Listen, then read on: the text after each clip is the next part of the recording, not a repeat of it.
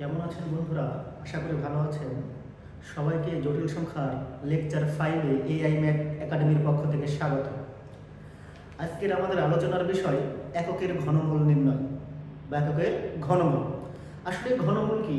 দেখেন, আপনাকে যদি জিজ্ঞাসা করা হয় কি 4 এর ঘনমূল কত, তাহলে এটাকে আপনি লিখবেন কি 4 এর ঘনমূল অর্থাৎ কিউব রুট অফ 4, এটাকেই বলা হয় 4 এর ঘনমূল।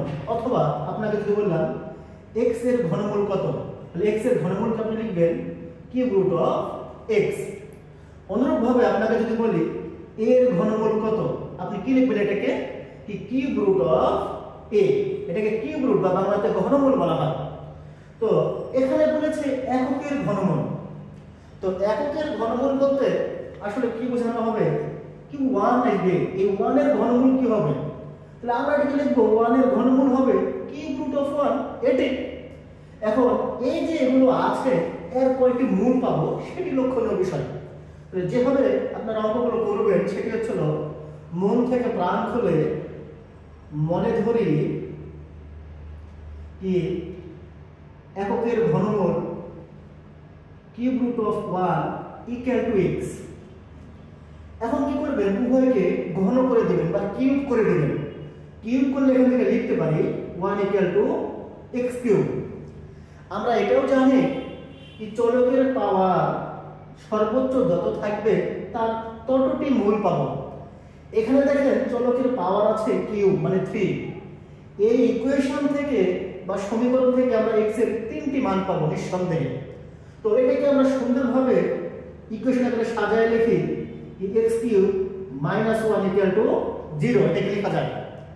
দেখেন এটাকে আমরা লিখতে পারি x cube minus 1 cube equal two 0, অর্থাৎ a কিউব মাইনাস b কিউবের সূত্র এখানে অ্যাপ্লাই হবে। আপনি 9-10 এ পড়েছিলেন a cube minus b cube এর উৎপাদক সূত্র ইউজ করবেন। এই যে সূত্রটি a cube minus b cube equal two a minus b into a square plus ab plus b square, এই সূত্রটি অ্যাপ্লাই করতে হবে। মান নির্ণয়ের সূত্রে অ্যাপ্লাই করা যাবে না। এখান থেকে আমরা লিখতে পারি অর্থাৎ a মাইনাস b বলতে x minus 1 into a square বলতে x স্কয়ার প্লাস ab বলতে x into 1 plus b square বলতে এখানে 1 স্কয়ার ইকুয়াল টু 0। এখান থেকে আমরা লিখতে পারি কি x minus 1 into x square plus x plus 1 equal two 0, বা এখান থেকে লেখা যায় x মাইনাস 1 ইকুয়াল টু 0 অথবা x square plus x plus 1 equal two 0। এখান থেকে দেখেন x ইকুয়াল টু 1 একটা মূল পেয়ে গিয়েছি। এখন এখানে দেখেন x square plus x plus 1 equal two 0, এখানে আরো দুটো মূল আছে। এই দুটি মূল আমরা বের করব। কিভাবে বের করব? দেখেন কি এখানে আছে কি x square plus x plus 1 equal two 0। আমরা যে কোনো দ্বিঘাত সমীকরণ সলভ করতে গিয়ে একটা সূত্র পড়েছিলাম কি x equal to minus b plus minus root over b square minus 4ac divided by 2a। এই সূত্রটা অ্যাপ্লাই করে আমরা এই সমীকরণ সলভ করব। এখান থেকে লিখতে পারবো x equal to minus b, b বলতে এখানে 1, a বলতে এখানে 1, c বলতে এখানে 1 আছে, তাহলে মাইনাস b এখানে, তাহলে minus 1 plus minus root over b square বলতে minus 1 whole square minus 4, a বলতে এখানে 1, c বলতে এখানে 1 ডিভাইডেড বাই 2, a বলতে এখানে 1 হবে। এখান থেকে আমরা লিখতে পারি কি minus 1 plus minus root over 1 minus 4 divided by 2। এখান থেকে লেখা যায় সেটা ছিল minus 1 plus minus root over minus 3 divided by 2। এইটাকে আপনি সুন্দরভাবে লিখতে পারেন কি ছিল কি minus 1 plus square root 3 divided by 2 অথবা minus 1 minus square root 3 divided by 2। তাহলে এর দুটো মান পেয়েছে। মনে রাখবেন কি এককের ঘনমূল বের করতে গেলে x এর একটি বাস্তব মান পেয়েছে, দুটি অবাস্তব মান পেয়েছে। এই দুটি অবাস্তব মানকে সংক্ষেপে এটাকে ওমেগা দ্বারা প্রকাশ করা হয় আর এটাকে লেখা হয় ওমেগা স্কয়ার। আপনি এককের ঘনমূল করতে গিয়ে যদি এটা ভুলে যান তাহলে অনেক সমস্যায় পড়ে যাবেন। নিজের নাম যদি ভুলে যান তারপরে এটা মনে রাখবেন কি omega equal to -1 plus √3i divided by 2, তারপরে omega square equal to -1 minus square root 3i divided by 2। নিজের নাম ভুলে গেলে সমস্যা নাই, বাট এটা আপনাকে মনে রাখতেই হবে, নইলে জটিল সংখ্যার অনেক অঙ্কগুলো আপনি সলভ দিতে পারবেন না। তাহলে এখান থেকে লক্ষণীয় বিষয় দেখেন, একের ঘনমূল আমরা বের করলে তিনটি মান পাই। একটি বাস্তব মান, সেটা হচ্ছে 1, এবং দুইটি অবাস্তব মান, সেগুলো একটি হচ্ছে ওমেগা আর আরেকটি হচ্ছে ওমেগা স্কয়ার। এখন ওমেগা সমান কি? Omega equal to -1 plus square root 3i divided by 2, এবং omega square equal to -1 minus square root 3i divided by 2। তো এই দুইটা বা তিনটা আমরা মান পাই, যার মধ্যে একটি বাস্তব আর দুটি অবাস্তব। এখন এককের ঘনমূল নিয়ে আর কিছু কথা আছে, এদের প্রপার্টিজ বা এদের বৈশিষ্ট্য নিয়ে এখন আপনাকে কথা বলবো। এককের ঘনমূল নির্ণয় করে তিনটা মান পেয়েছি, একটা 1, একটি ওমেগা, একটি ওমেগা স্কয়ার। আর আপনি অলওয়েজ মনে রাখবেন omega equal to -1 plus square root 3i divided by 2, এবং omega square equal to -1 minus square root 3i divided by 2, এটা মনে রাখবেন। ওকে, এখন আমরা দেখব এককের ঘনমূলের বৈশিষ্ট্য। এককের ঘনমূলের বৈশিষ্ট্য। এক নম্বর বৈশিষ্ট্য, যে জটিল ঘনমূল দুটো পেয়েছি আমরা, সেই দুটি একে অপরের বর্গ। কি জটিল ঘনমূল দুটি,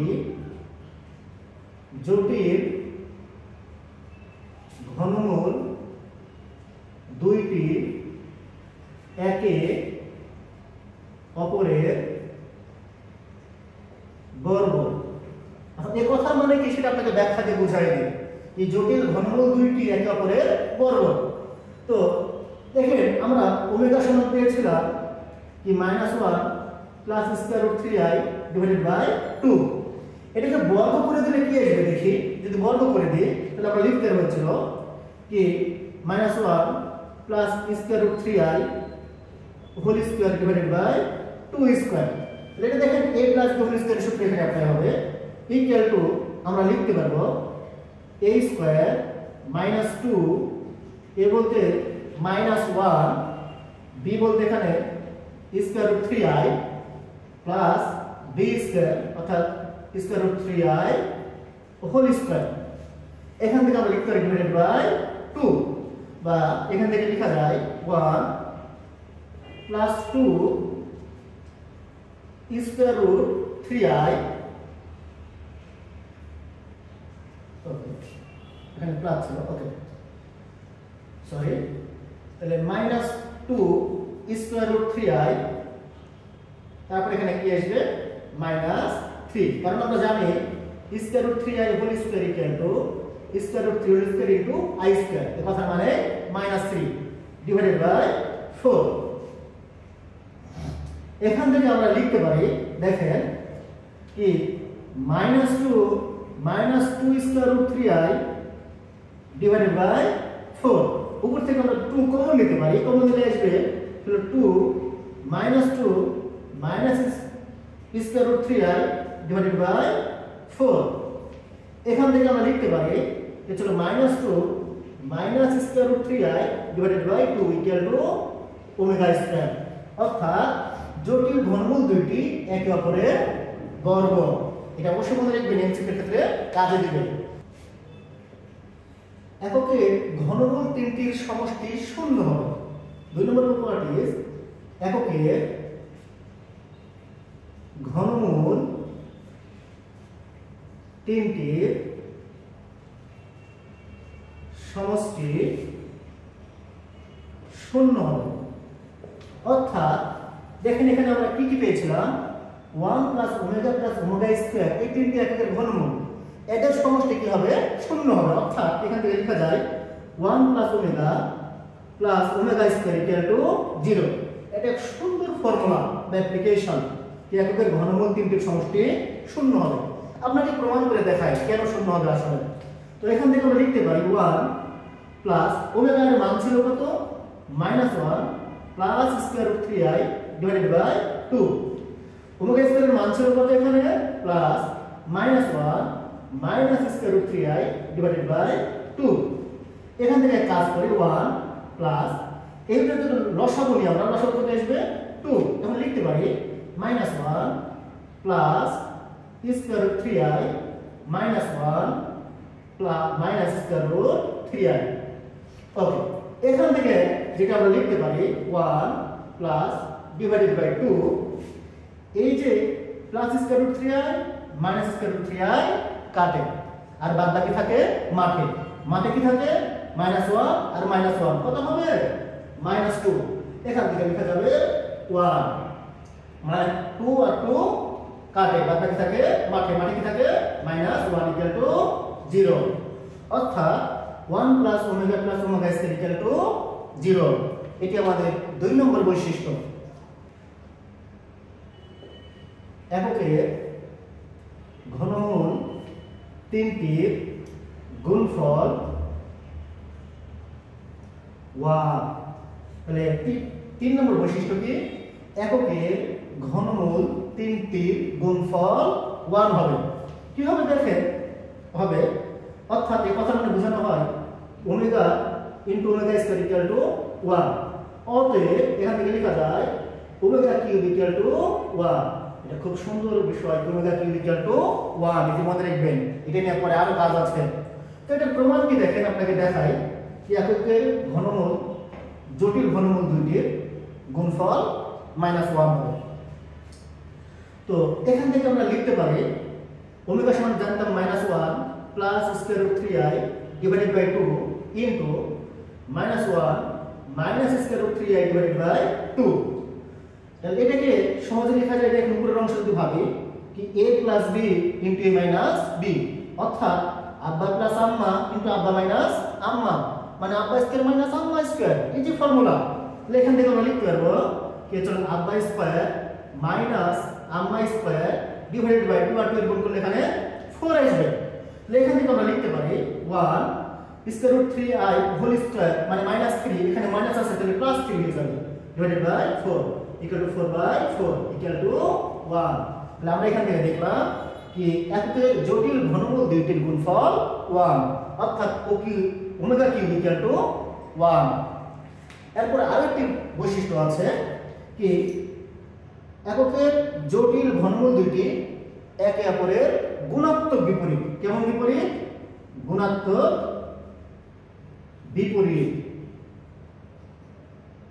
অর্থাৎ যেটাকে আমরা বলি রেসিপ্রোকাল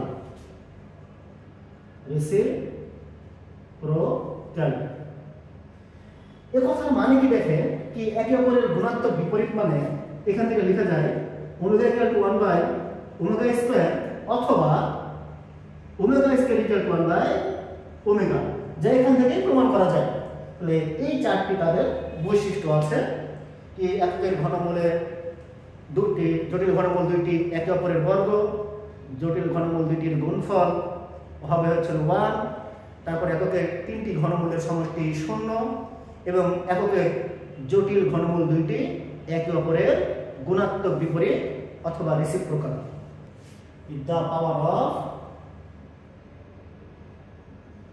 ওমেগা তো দেখেন এখান থেকে আমরা লিখছিলাম ওমেগা কিউব ইকুয়াল টু 1 লিখতে পারি আমরা তাহলে omega to the power 4 equal to omega cube into omega equal to omega অর্থাৎ omega to the power 4 equal to omega আবার যদি আপনাকে বলি omega to the power 5 equal to omega cube into omega square অর্থাৎ omega square কারণ omega cube মানে হচ্ছে 1 আবার আপনাকে বললাম omega to the power 6 equal to আমরা লিখতে পারি omega to the power omega cube into omega cube equal to 1 into 1 equal to 1 অর্থাৎ omega to the power 6 equal to 1 অনুরূপভাবে আমরা লিখতে পারি omega to the power 7 equal to আমরা লিখতে পারবো omega cube into omega equal two এটার মান 1 আর এখানে আসবে কি omega omega to the power 8 equal to আমরা লিখতে পারবো omega cube into omega square equal to omega square কারণ ওমেগা কিউবের মান হচ্ছে 1 অথবা omega to the power 9 equal to আমরা লিখতে পারি omega cube into omega cube equal two কত হবে এখানে হচ্ছে 1। তো দেখেন এখানে লক্ষণীয় বিষয় কি ওমেগার পাওয়ার 3 4 5, মানে পাওয়ার যখন 3 1 4 তখন ওমেগা 5 যখন ওমেগা স্কয়ার, পাওয়ার যখন 1 থেকে 3 এর পরে বারবার আসতেছে বৃদ্ধি পাচ্ছে, বারবার পূর্বের ভ্যালুগুলো রিপিট হচ্ছে। অর্থাৎ এখানে দেখেন ওমেগা টু দি পাওয়ার 6 মানে 1 যা কিউব ছিল, আবার 7 যখন থাকবে তখন আবার ওমেগা, আবার যখন 8 থাকবে ওমেগা স্কয়ার। বিষয়টা আসলে কি রূপ দেখেন কি এই যে পাওয়ারগুলো আছে এইগুলোকে আপনি 3 দ্বারা ডিভাইড করে দিবেন, ডিভাইড করে দিয়ে যা অবশিষ্ট থাকবে, যা ভাগশেষ থাকবে সেটি ওমেগার পাওয়ার হবে। এজ এক্সাম্পল বোঝানোর জন্য দেখেন আপনাকে বললাম কি ওমেগা টু দি পাওয়ার 30, তাহলে এটাকে আপনি কি করবেন 3 দ্বারা ভাগ দিয়ে দিবেন। লাগে 3 দ্বারা ভাগ দিলে ভাগশেষ কত থাকবে 1 থাকবে, কারণ 3 4 12 ভাগশেষ 1 13 যেতে পাওয়ার এখানে আছে। তাহলে omega to the power 30 equal to omega, সবগুলো হয়ে যাবে। কথা ক্লিয়ার? শুধু তাই না, অনেক বড় ডিজিট দিলাম কি ওমেগা টু দি পাওয়ার 162, এটা কি আছে, অথবা omega to the power 163 equal to কি হবে, যত বড়ই পাওয়ার হোক না কেন। তো দেখবেন কি 3 এর একটা খুব সুন্দর প্রপার্টিজ আছে, কি এটা 3 দ্বারা বিভাজ্য হবে কি হবে না সেটা বোঝার একটি উপায় আছে। এখানে যতগুলো সংখ্যা থাকবে তাদের মাঝখানে যোগ করে দিবেন। এখানে আছে দেখেন 163, এদের যোগ করে দিলে কত আসবে 3 আর 6 9, 9 আর 1 10, তাহলে 3 দ্বারা বিভাজ্য 9, তাহলে 10 কে 3 দ্বারা ভাগ দিলে কত আসবে ভাগশেষ 1।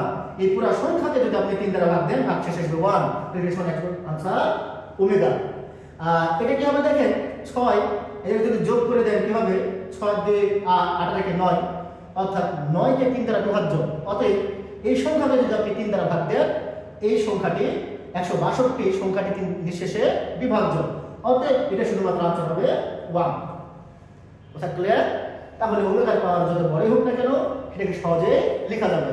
একে সুন্দরভাবে মনে রাখার জন্য মনে রাখবেন omega to the power 3n equal to 1, সর্বদা এটা হবে। তারপরে কি হবে omega to the power 3n plus 1 equal to omega, অথবা omega to the power 3n plus 2 equal to omega square. বারবার এটা রিপিট হবে। কথা ক্লিয়ার? বিশেষ দ্রষ্টব্য দিয়ে প্রয়োজনে লিখে রাখবেন। মনে রাখবেন পৃথিবীতে যত বাস্তব সংখ্যা আছে সবগুলোর যদি আপনি ঘনমূল বের করেন একটি বাস্তব মান পাবেন আর দুটি অবাস্তব মান পাবেন। আই উইল রিপিট এগেইন, পৃথিবীতে যত বাস্তব সংখ্যা আছে তাদের ঘনমূল নির্ণয় করলে আপনি একটি বাস্তব মান পাবেন আর দুটি অবাস্তব মান আসবে। আপনাদের সঙ্গে পরবর্তী ক্লাসে আবারও দেখা হবে। এই পর্যন্ত ভালো থাকেন, সুস্থ থাকেন, আল্লাহ হাফেজ।